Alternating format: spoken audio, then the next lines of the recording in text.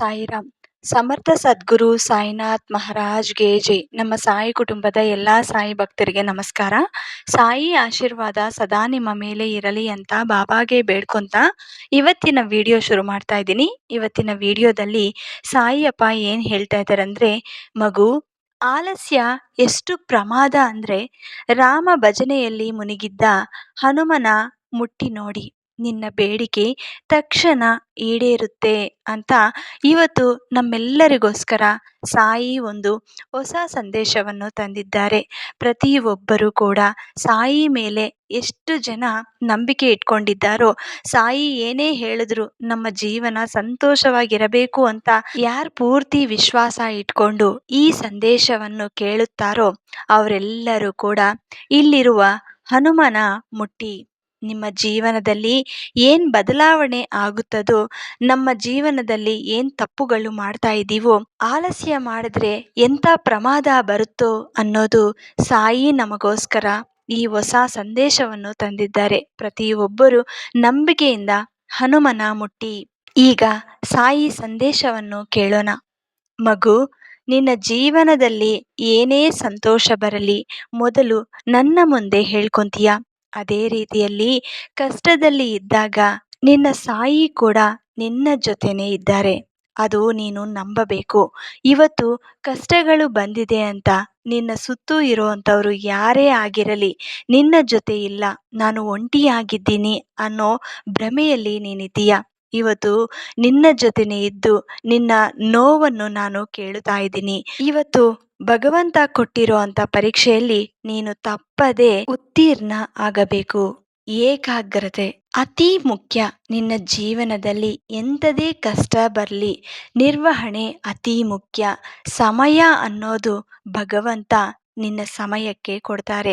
ಇವತ್ತು ನಿನಗೆ ಕಷ್ಟ ಬಂದಿದೆ ಅಂತ ಸುಮ್ಮನೆ ಕೂತ್ಕೊಂಡ್ರೆ ನಿನ್ನ ಜೀವನದಲ್ಲಿ ಪ್ರತಿದಿನ ನೋವನ್ನು ಅನುಭವಿಸಲೇಬೇಕು. ನಿನ್ನ ಸಾಯಿ ಸದಾ ಜೊತೆ ಇದ್ದಾರೆ ಅನ್ನೋ ನಂಬಿಕೆ ನಿನಗಿದ್ದರೆ ಇವತ್ತು ನಿನ್ನ ಕೆಲಸಗಳು ಮತ್ತೆ ಶುರು ಮಾಡಿ. ಎಲ್ಲೆಲ್ಲಿ ನಿಂತು ಬಿಟ್ಟಿದೆಯೋ ಅದೆಲ್ಲ ಶುರು ಮಾಡಿ. ಅದೆಲ್ಲ ಕೂಡ ನಿನಗೆ ಸಕ್ಸಸ್ ಕೊಡುತ್ತೆ. ಜೀವನ ಅನ್ನೋ ಪಾಠಗಳಲ್ಲಿ ನೀನು ಅನುಭವ ಪಡಬೇಕು ಅಂದರೆ ಮೊದಲು ನಿನಗೆ ಏಕಾಗ್ರತೆ ಮುಖ್ಯ. ಆ ಪರೀಕ್ಷೆಗಳಲ್ಲಿ ನೀನು ಉತ್ತೀರ್ಣ ಆಗಬೇಕು. ಮಗು, ಸಾಧನೆ ಮಾಡಬೇಕು ಎನ್ನುವುದು ಏನಿಲ್ಲ. ಸರಳತೆಯಿಂದ ಇದ್ದು ಒಳ್ಳೆಯದನ್ನು ಮಾಡ್ತಾ ಹೋದರೆ ಅದೇ ಒಂದು ದೊಡ್ಡ ಸಾಧನೆ ಆಗುತ್ತೆ.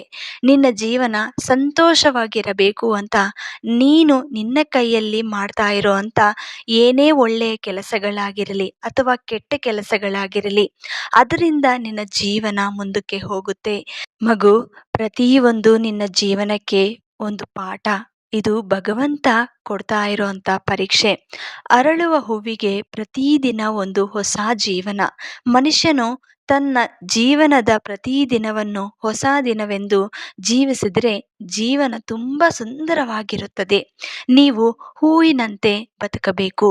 ಪ್ರತಿದಿನ ಸುಂದರವಾಗಿ ಬದುಕಬೇಕು, ಸಂತೋಷವಾಗಿ ಬದುಕಬೇಕು. ಯಾರು ನಿನ್ನ ಜೀವನದಲ್ಲಿ ಕೆಟ್ಟವ್ರು ಇರ್ತಾರೋ ಅವರಿಗೆ ದೂರ ಇರಿ. ಯಾರು ಏನೇ ಅನ್ಕೊಂಡ್ರು ತಲೆ ಕೆಡಿಸ್ಕೋಬಾರ್ದು. ದೇವಸ್ಥಾನದಲ್ಲಿ ನೀನು ₹1,00,000 ಕಾಣಿಕೆ ಕೊಟ್ಟರೂ ಕೂಡ ನಿನ್ನನ್ನು ಕೇವಲ ಭಕ್ತ ಅಂತ ಕರೆಯುತ್ತಾರೆ. ಅದೇ ಹಸಿದವನಿಗೆ ಊಟ ಕೊಟ್ಟರೆ ಅವನೇ ನಿಮ್ಮನ್ನು ದೇವರು ಅಂತ ಕರೆಯುತ್ತಾನೆ. ಇದು ನಿಜ ಅಲ್ವಾ? ನೀನು ಕಷ್ಟಪಟ್ಟು ದುಡಿದಿರೋದು, ಆ ದುಡ್ಡು ಅದನ್ನು ಸುಮ್ಮನೆ ನೀವು ಬಚ್ಚಿಟ್ಕೊಂಡ್ರೆ ಏನೂ ಪ್ರಯೋಜನ ಇಲ್ಲ. ಅದು ಉಪಯೋಗ ಆಗಬೇಕು. ಆ ದುಡ್ಡು ನೀವೆಷ್ಟೇ ಸಂಪಾದನೆ ಮಾಡಿದ್ರೂ ಕೂಡ ಮೊದಲು ಎಲ್ಲರಿಗೂ ಅದು ಉಪಯೋಗ ಆಗಬೇಕು, ಅಥವಾ ನಿನಗೆ ನೀನು ಉಪಯೋಗಿಸ್ಕೋಬೇಕು. ಯಾರಾದರೂ ಕಷ್ಟದಲ್ಲಿದ್ದರೆ ಅವರಿಗೆ ಕೊಡಿ, ಸಹಾಯ ಮಾಡಿ. ಆದಷ್ಟು ಯಾರು ಕಷ್ಟದಲ್ಲಿರ್ತಾರೋ ಅವರಿಗೆ ಸಹಾಯ ಮಾಡೋಕ್ಕೆ ಮುಂದಕ್ಕೆ ಹೋಗಬೇಕು. ಒಂದು ₹100 ನೀವು ಸಹಾಯ ಮಾಡಿದ್ರೆ ಭಗವಂತ ಕೆಲವೊಂದು ಸಮಯದಲ್ಲಿ ನೀನು ಕಷ್ಟದಲ್ಲಿದ್ದಾಗ ಅಥವಾ ನಿನಗೆ ಅತೀ ಮುಖ್ಯ ಸಮಯದಲ್ಲಿ ನಿನಗೆ ದುಡ್ಡು ಅವಸರ ಇರೋವಾಗ ಖಂಡಿತ ಭಗವಂತ ₹1000 ನಿನಗೆ ಕೊಟ್ಟೇ ಕೊಡ್ತಾರೆ. ಎಲ್ಲಿ ನೀವು ಸಹಾಯ ಮಾಡಿರ್ತೀರೋ ಅದಕ್ಕೆ ಹೆಚ್ಚಾಗಿ ಭಗವಂತ ಸಹಾಯ ಮಾಡುತ್ತಾರೆ.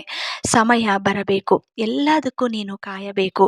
ಇವತ್ತು ಹೊಟ್ಟೆ ಹಿಡ್ಕೊಂಡು ಕಷ್ಟಪಟ್ಟು ದುಡಿದ್ರೂ ಕೂಡ ಆ ಹೊಟ್ಟೆ ತುಂಬ ಊಟ ತಿನ್ನೋಕ್ಕೆ ಸಮಯ ಇರಲ್ಲ. ಅಂಥ ಪರಿಸ್ಥಿತಿಯಲ್ಲಿ ಇರೋರು ತುಂಬಾ ಜನ ಇದ್ದಾರೆ. ಆದ್ರೆ ನೀನು 3 ಹೊತ್ತು ಹೊಟ್ಟೆ ತುಂಬ ಊಟ ಮಾಡ್ತಾ ಇದ್ದೀಯ ಅಂದ್ರೆ ನಿಜವಾಗ್ಲೂ ನೀನು ನಂಬಿರೋ ಅಂಥ ಭಗವಂತನ ಕೃಪೆ ಇದೆ. ಅದಕ್ಕೆ ಇವತ್ತು ನಿಮ್ಮ ಕುಟುಂಬಿಗರು ನೀವು ಎಲ್ಲರೂ ಕೂಡ 3 ಹೊತ್ತು ಹೊಟ್ಟೆ ತುಂಬ ಊಟ ಮಾಡ್ತಾ ಇದ್ದೀರಾ. ಆದ್ರೆ ಕಷ್ಟಗಳು ಅನ್ನೋವು ಸಹಜ. ಈ ಸಮಯಕ್ಕೆ ಇದು ಬಂದಿದೆ ಅಂದ್ರೆ ಖಂಡಿತ ಅದರಿಂದ ನೀನು ಕಲಿಯೋದು ಇನ್ನೂ ಹೆಚ್ಚಾಗಿದೆ ಅಂತ ಅರ್ಥ ಮಾಡ್ಕೋಬೇಕು. ಈ ಕಷ್ಟಗಳು ನನಗೇನು ದೊಡ್ಡದಲ್ಲ.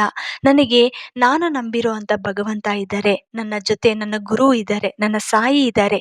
ನಾನು ಯಾಕೆ ಚಿಂತೆ ಮಾಡಬೇಕು ಅನ್ನೋ ಗಟ್ಟಿ ನಂಬಿಕೆ ನಿನಗಿದ್ರೆ ಖಂಡಿತ ನೀನು ಸಂತೋಷವಾಗಿ ಇರ್ತೀಯ.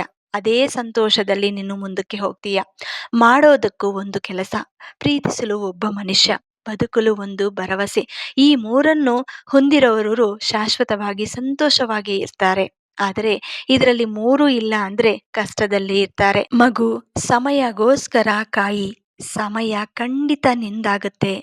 ಗೆಳೆಯರು ಕಡಿಮೆ ಇದ್ದರೆ ಪರವಾಗಿಲ್ಲ, ಆದರೆ ಒಳ್ಳೆಯ ಗುಣ ಇರುವ ಸ್ನೇಹಿತರು ಇರೋದು ಮುಖ್ಯ. ದುಡ್ಡಿನ ಸಹಾಯ ಮಾಡದೇ ಹೋದ್ರೂ ಪರವಾಗಿಲ್ಲ. ನೋವಿನಲ್ಲಿ ಇದ್ದಾಗ ನಮಗೆ ಧೈರ್ಯ ಹೇಳುವ ಒಬ್ಬ ಗೆಳೆಯ ಅಥವಾ ಗೆಳತಿ ಇದ್ರೆ ಸಾಕಲ್ವಾ? ಮತ್ತೆ ನಿನಗಿನ್ನೇನು ಬೇಕು? ನಿನ್ನ ಸುತ್ತ ಇರುವಂಥವ್ರು 100 ಜನ ಇದ್ದು ಒಬ್ರು ಅದರಲ್ಲಿ ಸಹಾಯ ಮಾಡೋರಿದ್ರು ನಿನಗಿಂತ ದೊಡ್ಡೋರು, ನಿನಗಿಂತ ಸಂತೋಷ ಪಡೋರು ಯಾರು ಇರಲ್ಲ. ಅದಕ್ಕೆ ಎಲ್ಲರಲ್ಲೂ ಕೂಡ ಭಗವಂತನ ನೋಡಿ ಸಂತೋಷವಾಗಿರಬೇಕು ಅಂದ್ರೆ ಪಾಸಿಟಿವ್ ಆಗಿ ಥಿಂಕ್ ಮಾಡಬೇಕು. ನಿನಗಂತೂ ಒಳ್ಳೆಯ ದಿನಗಳು ಕಾದಿವೆ. ತುಂಬಾ ಯೋಚನೆ ಮಾಡುತ್ತಾ ನಿನ್ನ ಆರೋಗ್ಯನ ಕೆಡ್ಕೋಬೇಡಿ ಅಂತ ಸಾಯಿ ನಮ್ಮೆಲ್ಲರಿಗೂ ಒಳ್ಳೆಯ ಸಂದೇಶವನ್ನು ಹೇಳಿದ್ದಾರೆ. ಈ ಸಂದೇಶವನ್ನು ಪ್ರತಿಯೊಬ್ಬರಿಗೂ ಹಂಚಿ. ಇದು ತುಂಬ ಒಳ್ಳೆಯ ಸಂದೇಶ. ನಿಮಗೆ ಇಷ್ಟ ಆಯಿತು ಅಂದರೆ ನಿಮ್ಮ ಫ್ರೆಂಡ್ಸ್ ಆ್ಯಂಡ್ ಫ್ಯಾಮ್ಲೀಸ್ಗೆ, ಸಾಯಿ ಫ್ಯಾಮ್ಲೀಸ್ಗೆ ಎಲ್ಲರಿಗೂ ಹಂಚಿ. ಮತ್ತೆ ಇನ್ನೊಂದು ವಿಡಿಯೋದಲ್ಲಿ ಭೇಟಿಯಾಗ್ತೀನಿ. ಅಲ್ಲಿವರೆಗೂ ನಮಸ್ಕಾರ. ಸರ್ವೇ ಜನ ಸುಖಿನೋ ಭವಂತು. ಜೈ ಸಾಯಿರಾಮ್.